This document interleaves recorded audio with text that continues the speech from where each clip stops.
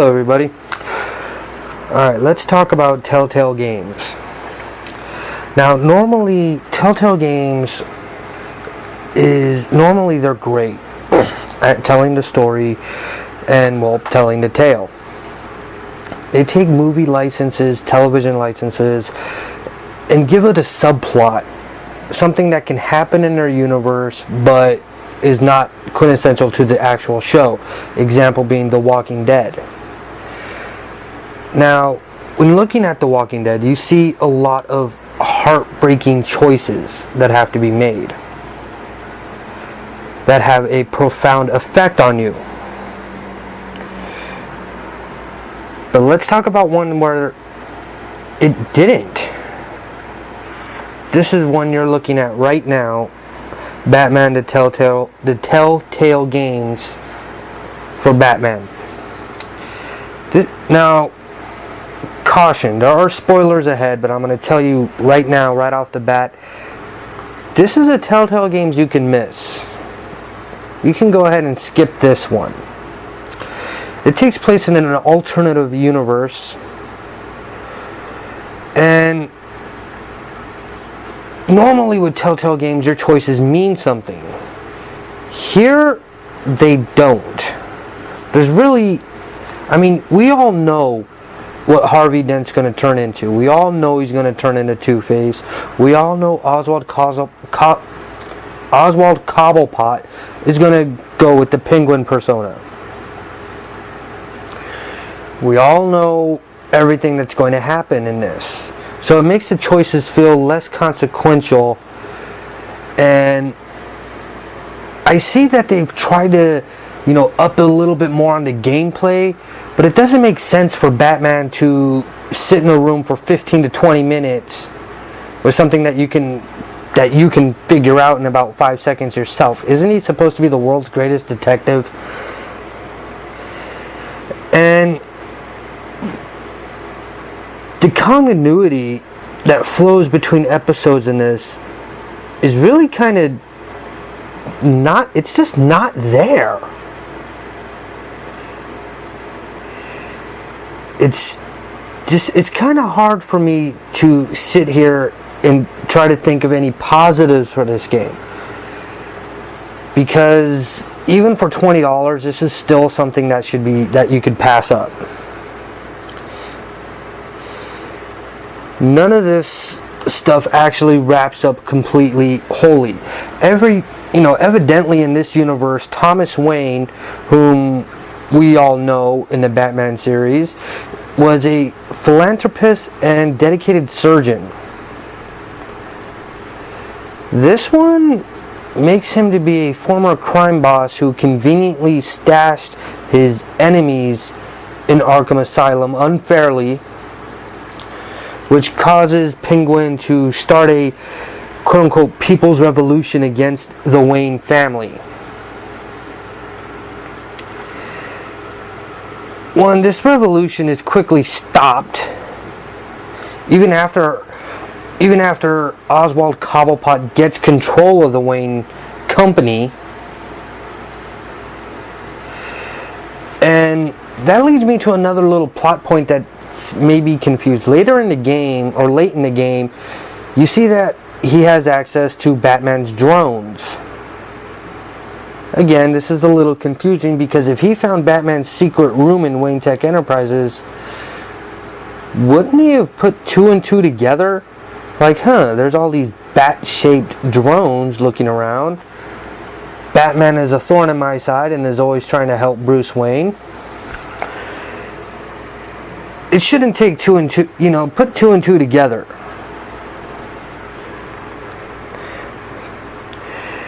And another plot point that I have trouble trying to wrap my head around is, so Bruce Wayne's pushed out of his own company for PR reasons. Bruce Wayne goes nuts, punches Oswald Cobblepot or beats him up, gets sent to the asylum, and then when he gets out of the asylum and Cobblepot reveals his treachery as the Penguin, they just give it back to him? They just hand him the company back? It would have made more sense to have Lucius be in charge. To have him running as CEO. That would have, if they would have just said that, then it would be okay.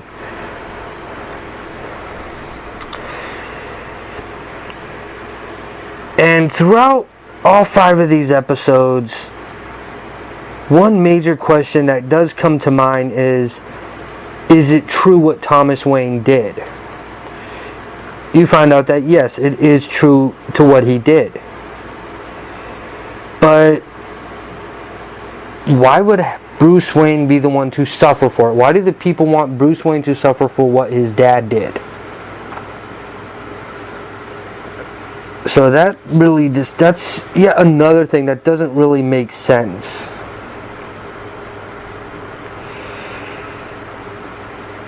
And throughout the game, you come across a new villain, someone that I don't recognize from the comic books, called Lady Arkham. This at first I thought was intriguing, because I was like, who could that be? Maybe that's something Batman tries to figure out. And unfortunately, it doesn't take long to figure out that it's Vicky Vale. Again, if you're a Batman fan, that's another thing that kind of twists your head a little bit. And I think what they did is what the fatal flaw of this is, that they took out all the consequential choices that have made past Telltale games great, such as The Wolf Among Us, the entirety of The Walking Dead, all 3 seasons and the Michonne sub-story, that they decided to take those out and put in more action sequences. Well, that doesn't really work for Telltale games.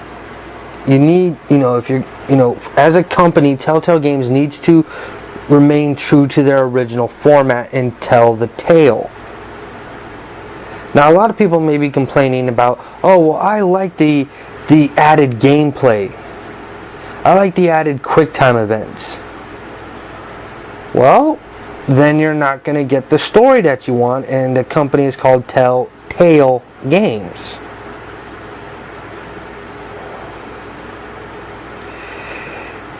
And thing is, though, Telltale had an enormous potential from the start. From the beginning of this, it had a new potential. It could have been, if they're going to play with alternate universes, they could have had, maybe Oswald Cobblepot was a good guy.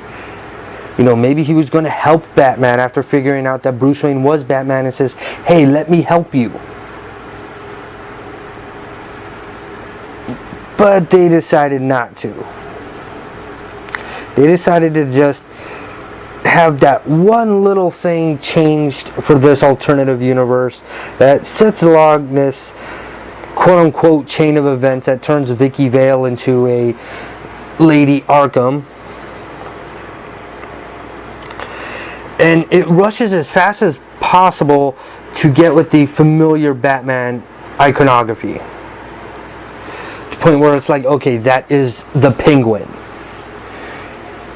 As a matter of fact, the most intriguing character out of that entire game is the John Doe Joker.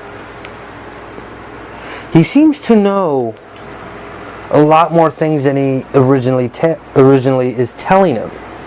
He knows how things go on. He's seen as an ideal candidate in Arkham Asylum. Of course, we all know him as the Joker, but in this universe, not yet, or at least not that we know of. This is what led to one of Telltale Games' fatal flaws.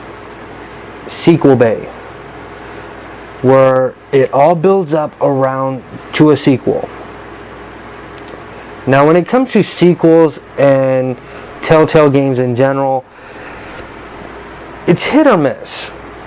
They've just, there's a new one out right now for a sequel for Minecraft Story Mode, which I had no interest in the beginning, don't have interest in it now, but yet we don't see a sequel to another one that they sequel-baited, the Game of Thrones one.